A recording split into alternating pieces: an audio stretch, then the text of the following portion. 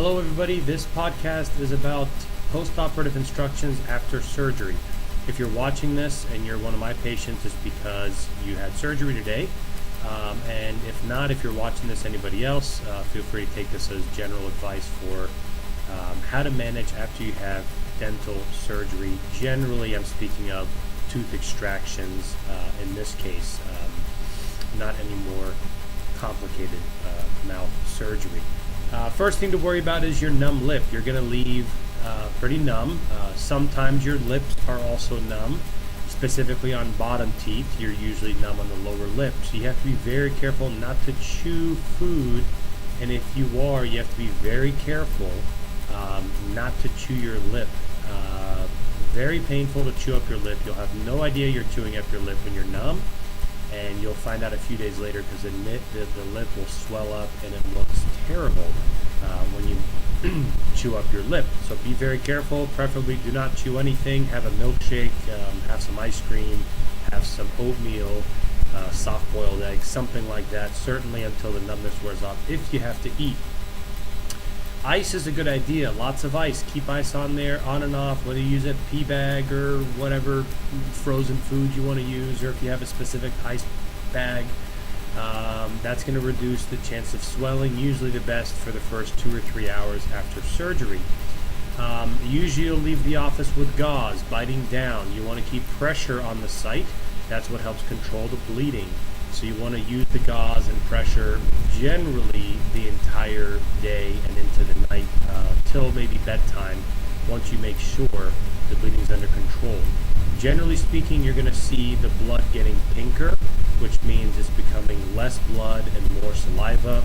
And as you change out the gauze, you'll find out that there's less and less blood until it becomes a soft pink color.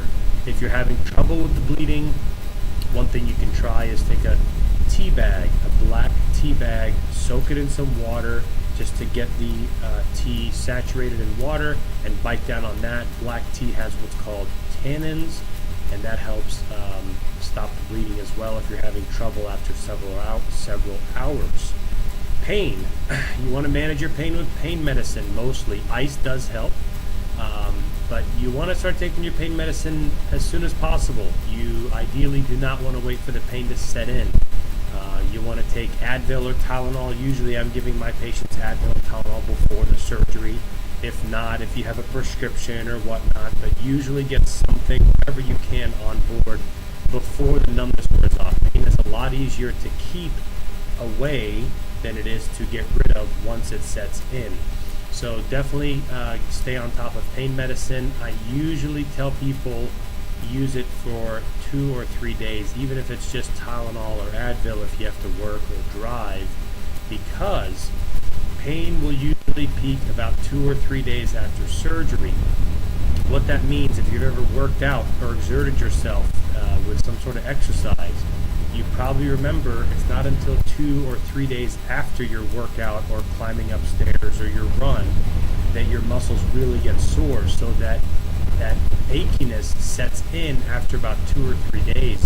So you get a false sense of security. A lot of people will call the next day saying they feel great, no problems. 2 or 3 days later, they're coming back with a lot of pain because they stopped taking their pain medicine and they felt like they were going to be fine. But the reality is 2 or 3 days you want to stay on top of pain medicine. Same thing with exercise and smoking. Again, lots of people go home, feel fine. The next day I talk to them, yep, I'm out mowing the lawn. Gee, I really would like for you to not exercise. I don't want that blood pressure going back up, because you can start bleeding a day later. Not as common, but you can. Specifically with exercise, a lot of times they'll get back into their jogging or running or whatever their form of exercise, and 2 or 3 days later, after the pain seemed to subside, it starts peaking again. So be real careful with that. Cleaning it. People sometimes do not want to clean the site because it hurts or they're afraid of ruining something. Best thing to do is, if you can get what's called a monoject syringe, or it's an irrigation syringe, either you got one at my office, I typically give them out, or if not, you can get them at any drugstore. It looks like a little syringe with a little tip on it that's not sharp, and you can just rinse out the area with some salt water, or just plain water. Idea is just to get any food debris out of there. You don't have to go jamming it into the site. You just want to lightly rinse it off. If you don't have that, you can use a Q-tip. A wet Q-tip works pretty well. If you're afraid that the toothbrush bristles will be too tough. So, but you definitely want to start cleaning it that night. You don't want to be too aggressive, but you do want to keep it clean, as that's how infection sets in. Stitches. Usually you have about a week's worth if the stitches are in there. In general, certainly at my office, and most commonly, the stitches will come out on their own. And so oftentimes what I find is people come back a week later, and what's annoying them is the stitch. Everything else feels fine, and they're saying, boy, I have this piece of celery looking, the little strands of celery that's stuck in there, and it's annoying you, and your tongue is constantly playing with a stitch. And that's oftentimes what's remaining a week later, is that stitch, and it's kind of annoying, and they want me to cut it out, or they've cut it out sometimes. But the reality is that stitch will generally almost always come out on its own. And I probably would not advise you to try cutting it out on your own. But oftentimes a week later, if you come back to see me, I'll take it out if everything looks to be okay. Of course, generally people tell me, well, how long does it hurt? Usually I say 7 to 10 days is about normal.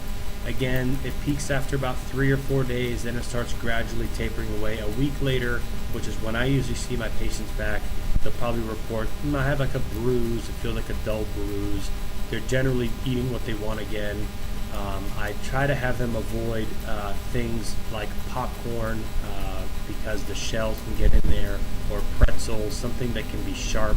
I try to have them avoid that for maybe 2 weeks, but in general, about a week later, you're doing fine. Always, if things take a turn for the worse, you have a bad pus comes out. I want to say bad taste doesn't always work, because sometimes you have a bad taste in your mouth just because of the blood.